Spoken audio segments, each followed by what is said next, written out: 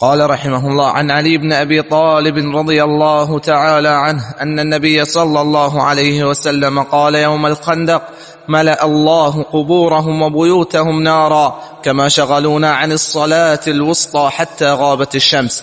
وفي لفظ لمسلم: شغلونا عن الصلاة الوسطى صلاة العصر ثم صلاها بين المغرب والعشاء. وله عن عبد الله بن مسعود قال: حبس المشركون رسول الله صلى الله عليه وسلم عن صلاة العصر حتى احمرت الشمس أو اصفرت. قال: فقال رسول الله صلى الله عليه وسلم: شغلونا عن الصلاة الوسطى صلاة العصر ملأ الله أجوافهم وقبورهم نارا. أو قال: حشى الله أجوافهم وقبورهم نارا.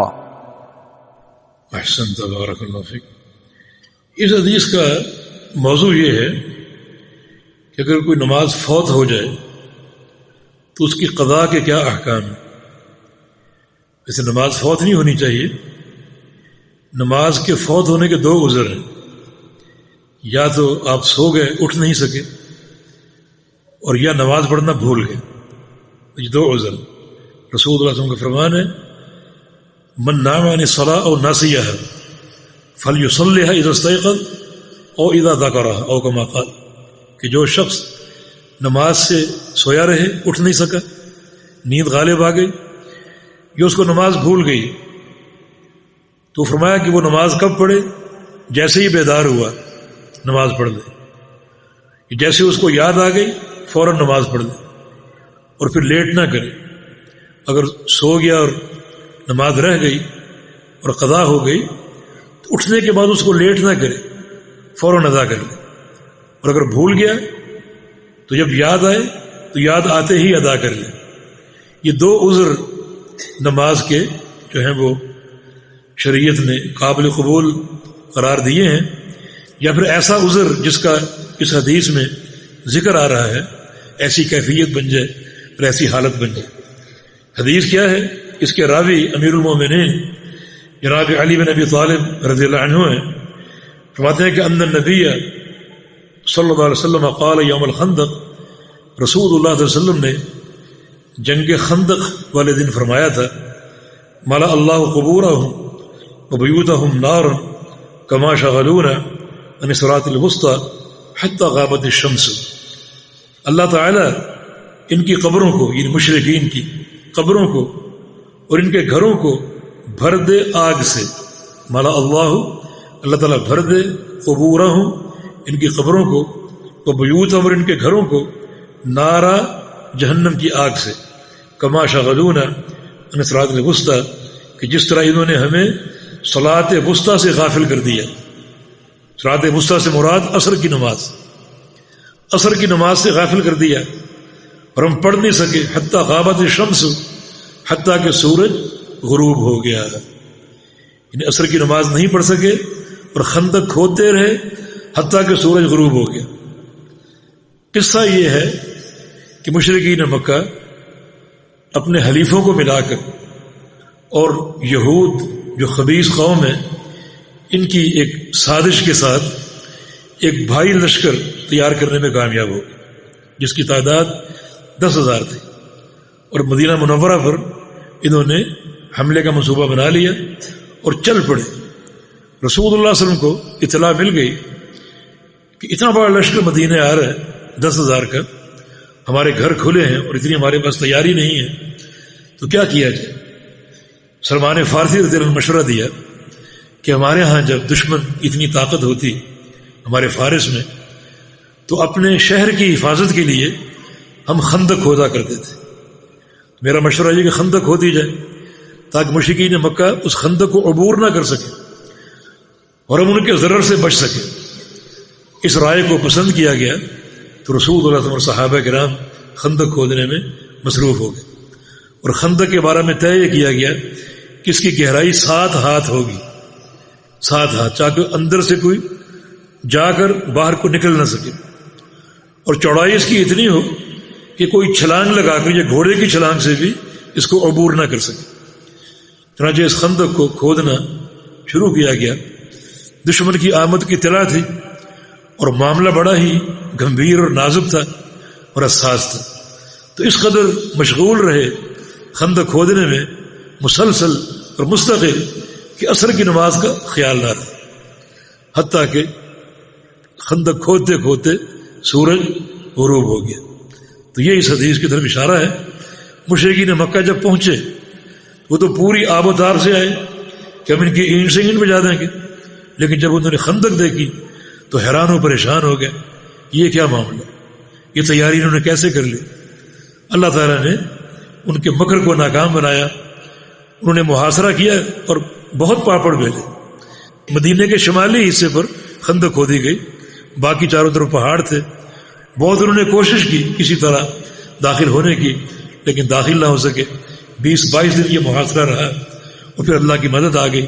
رسول اللہ صلی اللہ علیہ وسلم کا فرمان ہے، نصرت بالصبا واہلکت عاد بالدبور، اللہ تعالیٰ نے میری مدد صبا ہوا کے ساتھ کی ہے اور عاد کو دبور ہوا سے تباہ کیا تھا۔ میری مدد صبا ہوا سے ہوئی، چنانچہ یہ ہوا چلی اتنی تیز کہ آندھی کی شکل بن گئی اور کفار کے خیمے اکھڑ گئے، ان کے حوصلے پست ہو گئے اور اپنے مال و اسباب چھوڑ کر وہ وہاں سے بھاگ گئے۔ اسلام کی شان و شوکت عیاں ہو گئی اور رسول اللہ صلی اللہ علیہ وسلم نے فرمایا کہ الآن نغزوہم ولا یغزون، آج کے بعد ان مشرکین مکہ سے جو بھی جنگ ہوگی ان کے محلے میں ہوگی، اب انہیں ہمت نہیں ہوگی کہ کبھی ہمارے شہر پہ آ کر حملہ کریں اور ہم سے جنگ کریں۔ آج کے بعد جو بھی جنگ ہوگی ان کے محلے میں ہوگی، مدینہ منورہ میں نہیں ہوگی۔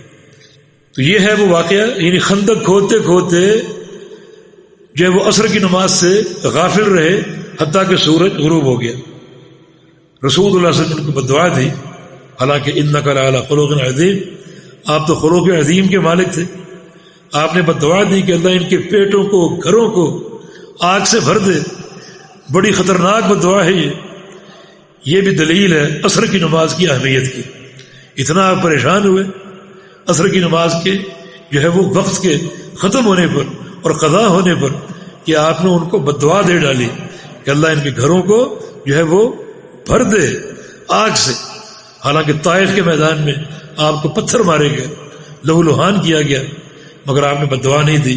اللہم اغفر لقومی فإنہم لا یعلمون، یا اللہ میری قوم کو ہدایت دے، یہ جانتے نہیں نبی کا مقام کیا ہے اور دین اسلام کیا ہے۔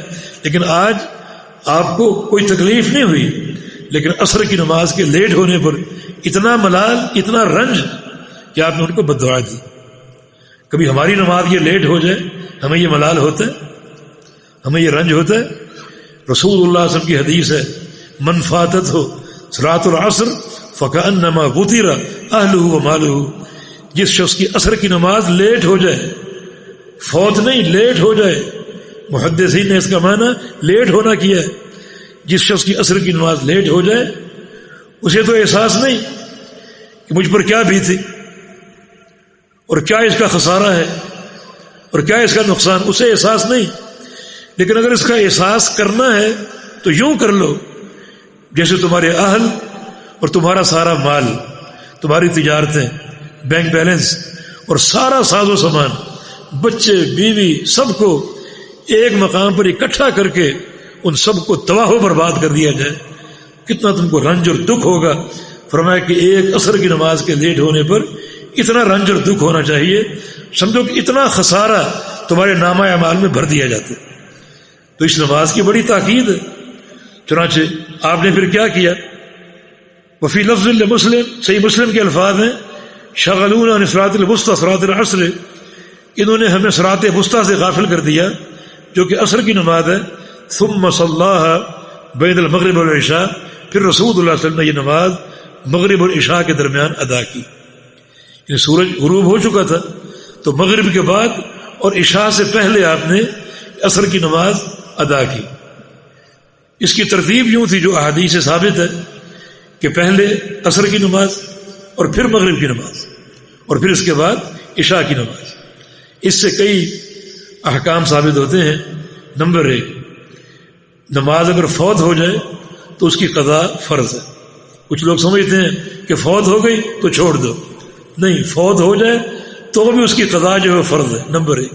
نمبر 2، نماز کی ادائیگی جو ہے، اگر نمازیں فوت ہو گئیں تو ادائیگی ترتیب پر ہوگی. حالانکہ مغرب کا وقت ہو چکا تھا، لیکن رسول اللہ علیہ وسلم نے پہلے فوت شدہ نماز عصر کی ادا کی اور پھر آپ صلی اللہ علیہ وسلم نے مغرب کی نماز جو ہے وہ ادا فرمائی، اور عصر کی نماز بھی آپ نے باجماعت پڑھائی. اس کا معنی یہ ہوگا کہ فوت شدہ نماز باجماعت ادا ہوگی. ایک دفعہ نبی علیہ السلام کی فجر کی نماز بھی اس طرح جو ہے وہ قضا ہو گئی. سورج طلوع ہو گیا اور آپ سوئے رہے. بلال کی ڈیوٹی لگائی تھی ہمیں اٹھا دینا، بلال بھی سو گئے. چنانچہ سورج کے طلوع ہونے کے بعد آپ اٹھے، جگہ تبدیل کی کہ یہاں شیطان کا غلبہ تھا، اور پھر آپ نے تھوڑا سا آگے جا کر وضو کیا، صحابہ نے کیا، اور آپ نے پہلے سنتیں ادا کی اور پھر فجر کے جو فرض ہیں وہ باجماعت آپ نے ادا کروائے. وَلَهُ عن عبداللہ بن مسعود، اور صحیح مسلم ہی میں جناب عبداللہ بن مسعود رضی اللہ عنہ کی روایت ہے، فرماتے ہیں کہ حبس المشرکون رسول اللہ صلی اللہ علیہ وسلم عن صلاۃ العصر، مشرکین مکہ نے رسول اللہ صلی اللہ علیہ وسلم کو عصر کی نماز سے روک دیا. حبسہ بمعنی منع، روک دیا. روکنے کا معنی یہ کہ اس قدر ان کی آمد کا جو خبر تھی وہ آ رہی تھی، اور چونکہ مدینہ بالکل کھلا تھا اور لشکر ان کا بہت بڑا تھا اور خندق کھودنا ضروری تھا ان کے پہنچنے سے پہلے، چنانچہ خندق کھودنے میں مشغول تھے. یہ روکنے کا معنی ہے. حتی احمرت الشمس اب اصفرت، اتنی تاخیر ہو گئی کہ سورج سرخ ہو گیا یا زرد ہو گیا. یہ سورج جب غروب ہونے کے قریب ہو تو پہلے سرخ ہوتا ہے پھر زرد ہوتا ہے، تو سورج میں جو ہے وہ سرخی یا زردی پیدا ہو گئی، ابھی غروب نہیں ہوا تھا، اتنی تاخیر ہو چکی تھی. فقال رسول اللہ صلی اللہ علیہ وسلم شاغلونا عن صلاۃ الوسطی صلاۃ العصر، ان مشرکین نے ہمیں غافل کر دیا صلاۃ وسطی سے جو کہ عصر کی نماز ہے. ملا اللہ اجوافہم وقبورہم نارا، اللہ ان کے پیٹوں کو، اجواف جوف ان کی جمع، جوف کا معنی پیٹ، وقبور قبر کی جمع قبر، اللہ ان کے پیٹوں کو اور ان کے قبروں کو نارن آگ سے بھر دے. مالا اللہ، اللہ تعالیٰ بھر دے ان کے پیٹوں کو اور ان کی قبروں کو آگ سے. او قال، یا آپ نے فرمایا حش اللہ، حشا کا معنی بھی وہی مالا یعنی بھر دینا، اللہ بھر دے اجوافہم ان کے پیٹوں کو، وقبورہم اور ان کی قبروں کو، نارن آگ سے. یا تھوڑا سا اشکال ہے، پیچھے جو حدیث گزری ہے اس میں عصر کی نماز لیٹ ہوئی حتیٰ کہ سورج غروب ہو گیا، اور یہ جو حدیث ابن مسعود کی ہے اس میں یہ کہ عصر کی نماز لیٹ ہوئی حتیٰ کہ سورج موجود تھا، غروب نہیں ہوا، زرد یا سرخ ہو گیا. یہ تھوڑا سا تعارض اور ایک تضاد حدیثوں میں آ رہا ہے، لیکن یہ تعارض نہیں ہے، کیونکہ خندق جو کھودی تھی وہ ایک دن میں پوری نہیں ہو گئی تھی، اس میں کئی دن لگے تھے. تو پہلے دن جو واقعہ نقل کیا جناب علی بن ابی طالب نے، اس دن سورج ڈوب چکا تھا، اور دوسرے دن جو واقعہ نقل کیا جناب ابن مسعود نے، اس دن سورج غروب نہیں ہوا تھا لیکن غروب ہونے کے قریب تھا. تو یہ تعارض نہیں ہے، بلکہ ہر صحابی نے جو دیکھا وہ بیان کر دیا. جناب علی رضی اللہ عنہ جس واقعے کے شاہد ہیں اس واقعے میں سورج ڈوب چکا تھا. خندق ایک مقام پر نہیں کھودی جا رہے تھے کہ سب ایک مقام پر اکٹھے ہوتے، خندق بڑی طویل تھی، کوئی یہاں ہے اور کوئی 2 فرلانگ کے فاصلے پر ہے، تو نماز اپنی اپنی جگہ پر پڑھ رہے تھے صحابہ کرام.